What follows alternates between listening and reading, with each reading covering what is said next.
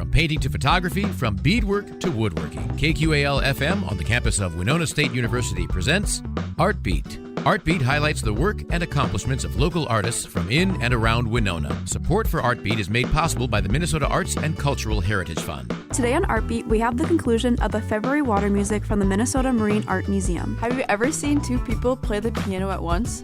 Four-hand piano gained popularity in the mid-18th century, and the practice has made its way to the Minnesota Marine Art Museum for their water music chamber concerts. Speaking with us this Tuesday is Winona State professors and pianists Dr. Deanne Moore and Dr. Eric Brisson, as they hold a doctorate degree in piano performance and they aren't afraid to use it. I'm Ellie Herrick, telling you to turn it up and tune in as we give you a glimpse of the February water music at the Minnesota Marine Art Museum.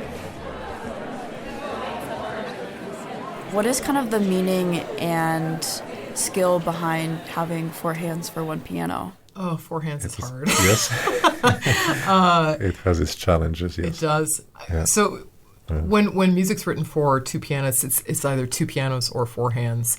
And two piano music is a lot easier on a lot of levels, particularly for balance. So when you're playing for four hands, you have one keyboard and four hands. So you end up with kind of too many hands in the middle of the keyboard, so things, which is kind of a muddy area of the keyboard. So it's really listening to the outer edges of the playing, because essentially you want it to sound like one person, right? One person with lots of fingers, and so for the person who's playing the primo part, the top part, you want to balance towards the top, which is typical for a pianist because we usually bring out the melody. It's the person who's in the bass that has more, they really have to listen because they have to voice their left hand and not their right hand. So you do kind of the opposite of what you would do as a soloist. So as we play together, you hear those balances more. So the more you play, the more you really think about like how things sound as a whole rather than like just listening to yourself. The person playing the low part can easily overpower the entire texture because the low notes just resonate more, they're louder. And so there's a challenge with balance always, especially I think for the person in both parts. But yeah. And there's a question of ensemble because it's a percussion instrument, and so the attacks are very, very precise. If a chord is held for a long time, the next note has to be exactly together, and so we have to cue each other really carefully. And if the notes are just a little bit not in sync, you hear it right away in the attacks. And so the ensemble is it's very challenging. Lots of breathing together, and we don't have a lot of eye contact, but we watch each other's hands a lot. Mm-hmm. And then there's of course the fun of intricate work with crossed arms, and also a note that one part has played very recently, just a second ago, and the next person playing the same note, and you have to choreograph all kinds of potential conflicts between the two parts. Yeah, so lots of crashing. But Eric has, Dr. Brisson has rather sharp nails, so I got stabbed lots. So we were, making sure that we're getting out of each other's way was kind of, Yeah.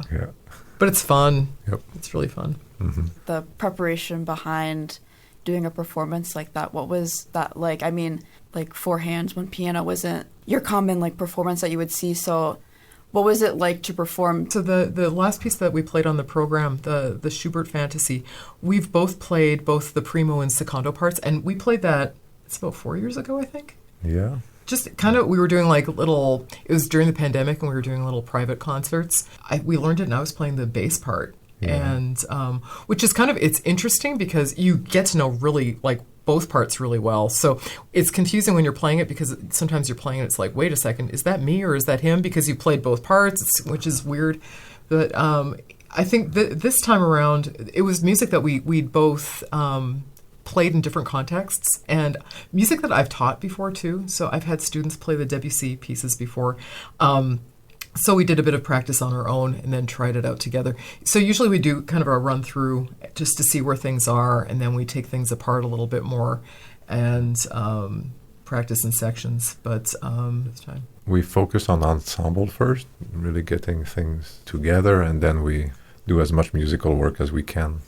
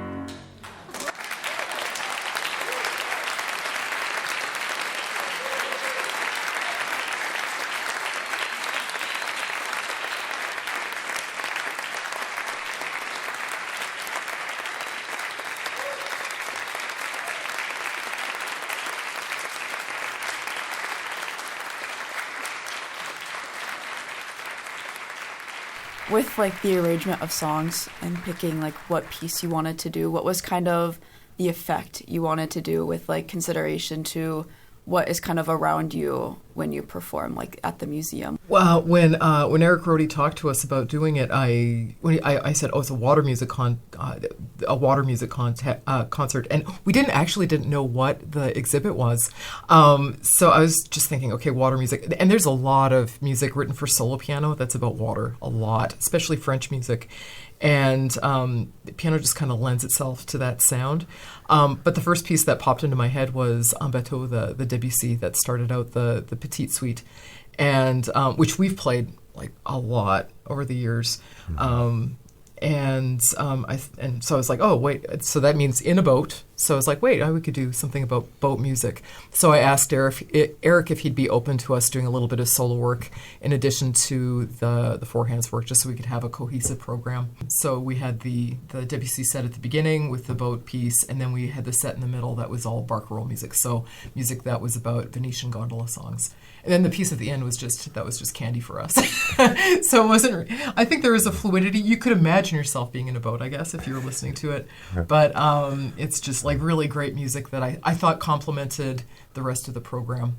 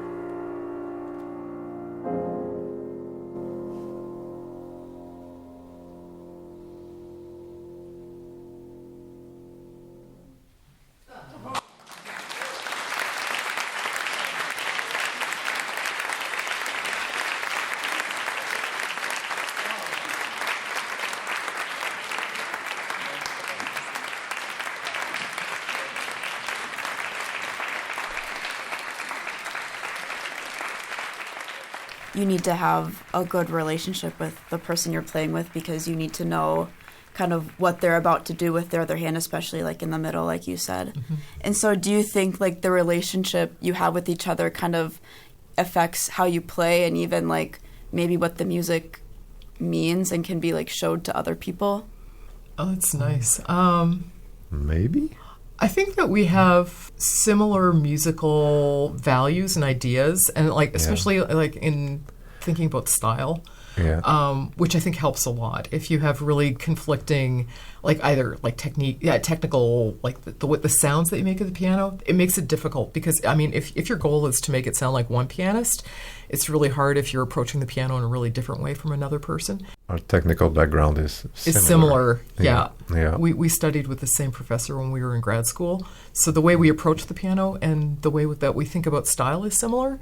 I think process too helps a lot, and but as far as relationship goes, I mean, you really having like being able to communicate clearly and be respectful is always really important, even if we're married. But and sometimes we argue a little bit. Just a little. Mostly about concept. Yeah, somehow the concept gets unified after more playing. Yeah. And it really is kind of about, I mean, we talk so much about like in teaching about how to practice well, but there's an element of play in that too, because you really have to experiment and try things to really find a really effective end product, and sometimes it's not what you started out with, and things shift a little bit more as you get to know each other more and what the goals of the other person are in addition to yours. So the sum of all the parts sometimes makes a more satisfying whole. Yep. Yeah. Thank you to Dr. Deanne Moore and Dr. Eric Brazon for joining us on Artbeat. For more conversations on art, tune into Artbeat right here on KQAL 89.5 KQAL. For podcasts of Artbeat and other KQAL original programming, go to kqal.org. I'm Ellie Herrick, and you just heard from Dr. Deanne Moore and Dr. Eric Brazon on Artbeat. Artbeat is written and produced by KQAL FM on the campus of Winona State University. Visit us on the web at kqal.org.